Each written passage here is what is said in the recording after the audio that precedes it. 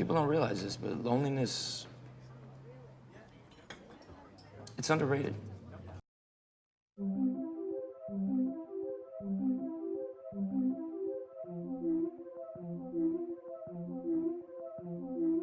My first semester of college was spent primarily in solitude.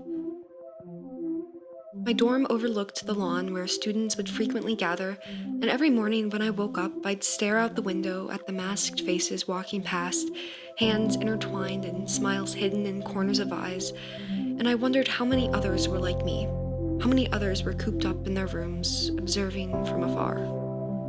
So much of how we interpret the world around us is based upon what we see.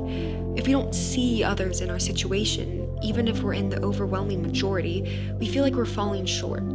The biggest question I had day to day, throughout the entire semester, was, am I doing enough? This reached from making friends to embracing opportunities to growing in my faith.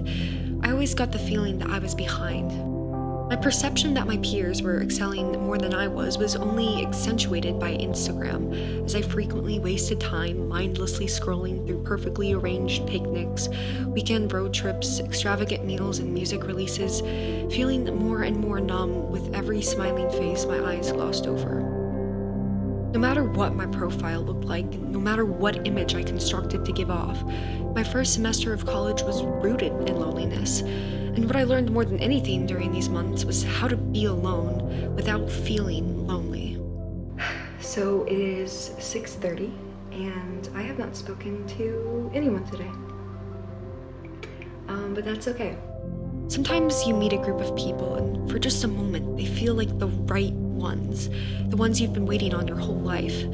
There's this palpable excitement in the air, so strong that you can taste it on your lips in the car ride home, and you roll down the window so strangers can hear the laughter of the people you love most in this world, and you stretch out your hand to feel the wind comb through your fingers, wishing you could hold on to this moment where heartbeats run wild and anything and everything seems possible.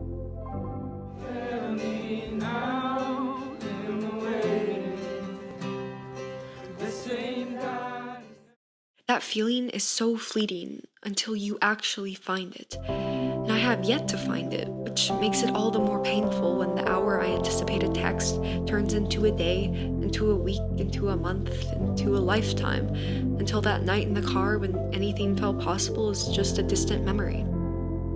It's a vicious cycle of loneliness, and it's okay if you're in it now, and it's okay if you're in it for a while. I've grown to accept the reality that sometimes I am my best friend, and sometimes I'm my only friend. When you're content with who you are and stop comparing yourself to others, being alone is no longer something to be feared.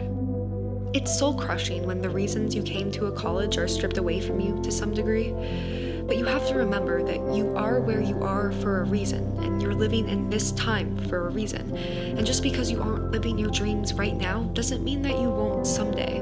It doesn't mean that you're any less valuable than the people on social media who seem like all of their dreams are coming true. So when you look out the window and see all the people who have more friends than you, or more accomplishments than you, or more whatever it is, don't compare yourself to a constructed normal. There are so many others who feel the same way you do, and whatever you're feeling is far too complex to be held up to a mirror of societal standards.